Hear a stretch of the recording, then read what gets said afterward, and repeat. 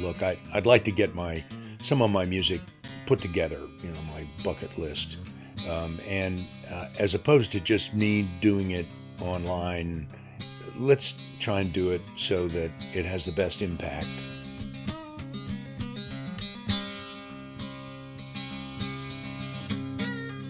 I came home from school that May, and I had packed up my car with all of my stuff from my dorm. And I told my mom that I wasn't going to unpack it, and I needed her help, and I needed to move. And I needed to go to Nashville, I needed to do music. My mom had a smile on her face.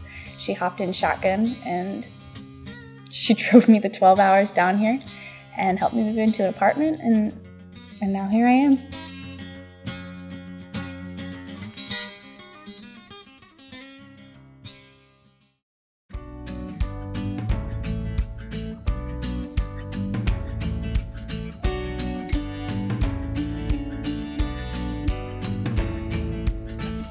Sitting down, waiting around for my world to come to an end. Gonna jump out of planes, gonna jump off cliffs.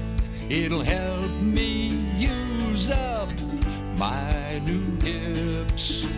No time to sit back, just taking stock. I'm gonna live life by a faster clock.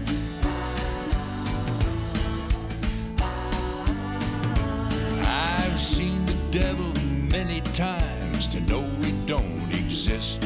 He's no threat to me, no siree, if you get the drift. I'm living life between the landmines, seeing faces in the trees. I was born in Boston, Massachusetts, and my mom knew my dad for 9 days before they got married. She was a singer and a dancer, so he took her some roses back on the stage door, and they got married.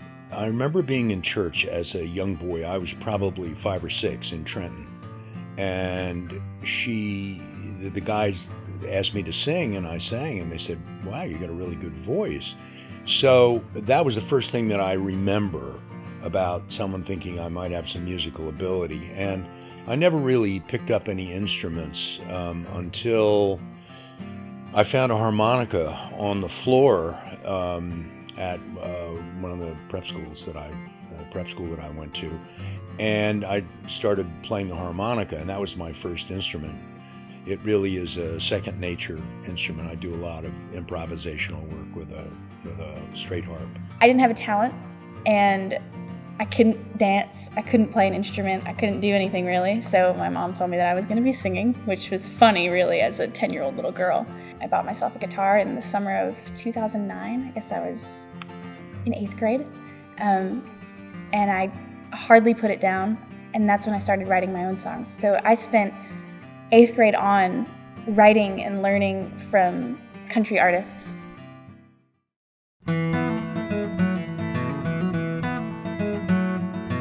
In today's world, it's much easier to actually record an album.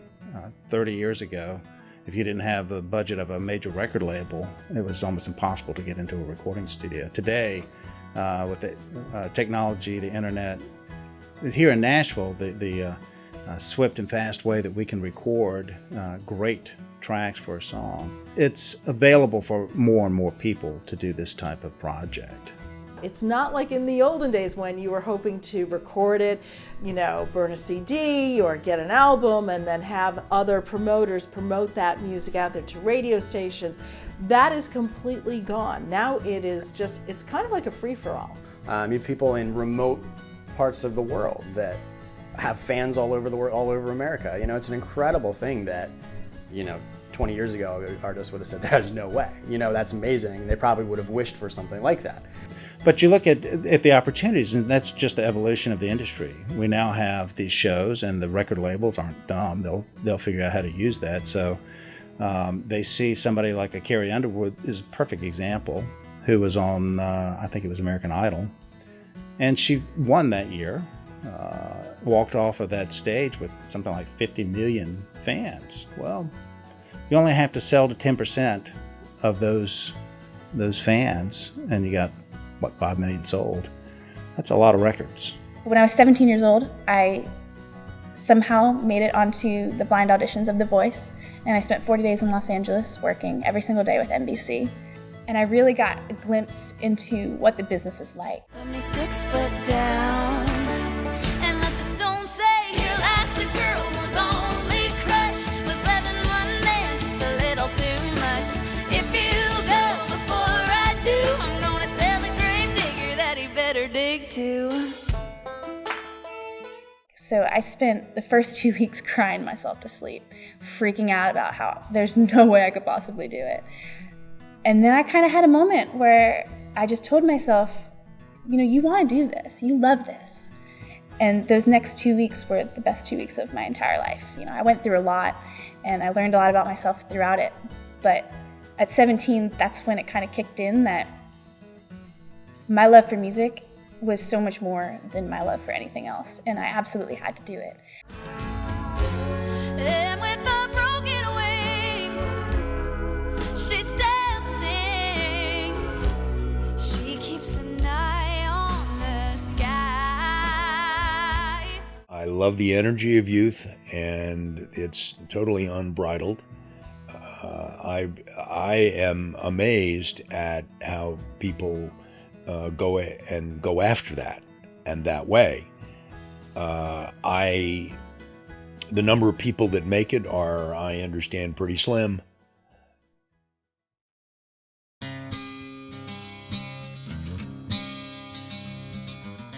So I think the thing that makes singer-songwriters thrive is a good listening room. And that's really what it is. I mean, you can't be a singer-songwriter and play in a bar. So you have to have a facility where people are coming to sit and listen. This is why a lot of songwriters flock to Nashville.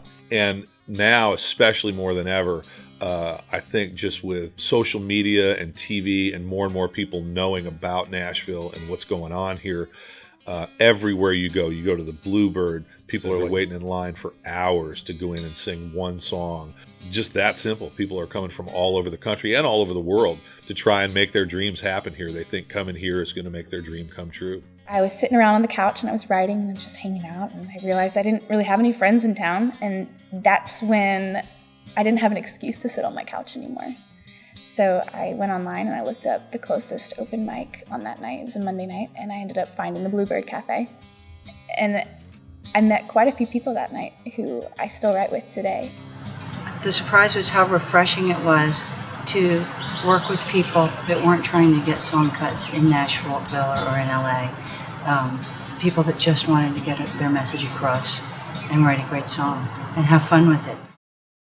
She wants one more for the road, but I want one more after that. And at this rate, we'll stay here all night.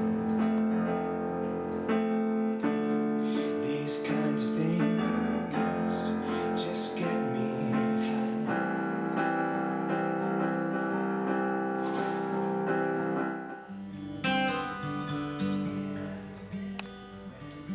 When did you know I was leaving?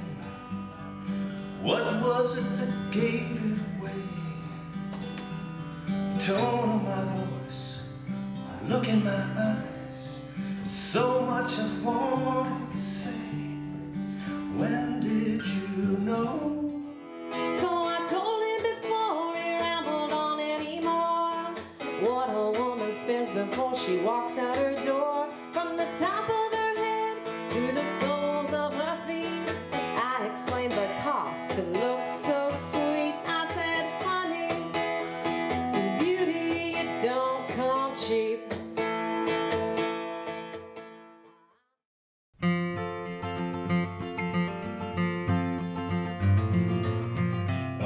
The idea of somebody finding them and saying, wow, yeah, we want to put you on contract, then the question is how they're going to handle it at that point, as to whether or not they say, okay, well, gee, I make it, I need the money, I'll write what they want me to, or then, and it's hard to legislate creativity. For me, the decision to move here was very much so, if I don't do it now, I'll never do it. And 5 years from now, I'll never know what would have happened had I hadn't moved here. There's more than just money when it comes to music, and it's a part of who you are.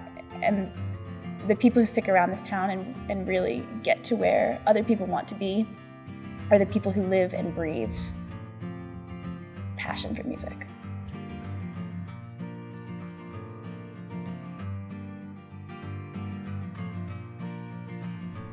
I like it. I didn't know I was going to like it, but I like it. Everybody paid attention. Everybody said, "Ooh, here's an idea. How about this?" And it was a great, heartfelt experience. I like to think that Nashville isn't a competition. I like to think that we all feed off of each other. When you meet somebody at a writer's round and their song brings you to your knees, that's the person that you want to be like. That's the person that you want to write with. You want to learn from them. You want to look into their music. That's the inspiration that you need tomorrow to write the song that can bring somebody else to their knees. A good song begs to be heard, and everybody says that. All of my professors say that to me. I was so busy doing what I was doing that I really didn't have an opportunity to really even figure out what the Nashville scene was. I was in there working with incredible musicians, and I thought about, and I'm sure that Nashville is loaded with people who have come there with music, and they just don't leave. They like it, they stay. It was amazing being embedded in an industry which I had only, seen on TV and had no idea how it worked. And it was really an honor being able to interact with, that level of professional musicianship. I'm an outsider to their industry, and they treated me with great respect. And I thought that was just great. When something happens to me, I write a song. And I think that music, there doesn't even have to be lyrics. The good kind of music moves you and moves people in general more than any kind of words can. I think people find comfort in music. I think people look to music to put into words how they're feeling. The work that everyone has to do in order to create something has its own synergy, energy. At the end of the day, if 30 years from now I'm still here kicking it, then I'm happy. As long as I'm happy, that's what matters to me.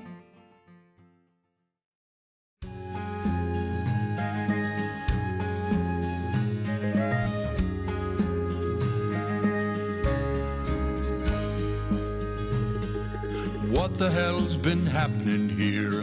Where did it go? I remember being younger, not that long ago. My hand's still on the throttle, I'm a steaming through the pass. I'm living in the moment, hoping it will last. Hoping that it will last. Those good times we had when we were younger, with no clue we wouldn't get them back. We're spreading our flowers on the water and keeping our wheels on the track. Barely keeping our wheels on the track. It's a never-ending puzzle, a colorful collage, an altered state of consciousness in a distant mirage. From the dawn into the gloaming of the celestial design, from the passion of the moment, dulled by the edge of time, being dulled by the edge of time. But it's different now, we're older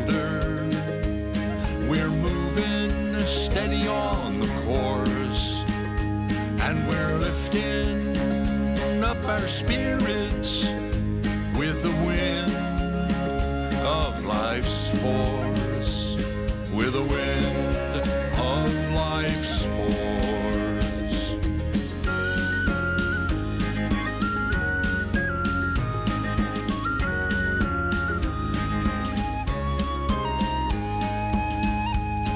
Turn the tables on the devil, cast off your graven face. Blow those storm clouds out to sea, let the sun roll down your face. Kiss the morning waking, dance across the grass, shower naked on the hillside, create something to last. Let's create something to last. We visit here but once we know of, and if we choose to play, we know for sure that it's an inside job as we hang out on the planet every day. And we know for sure that we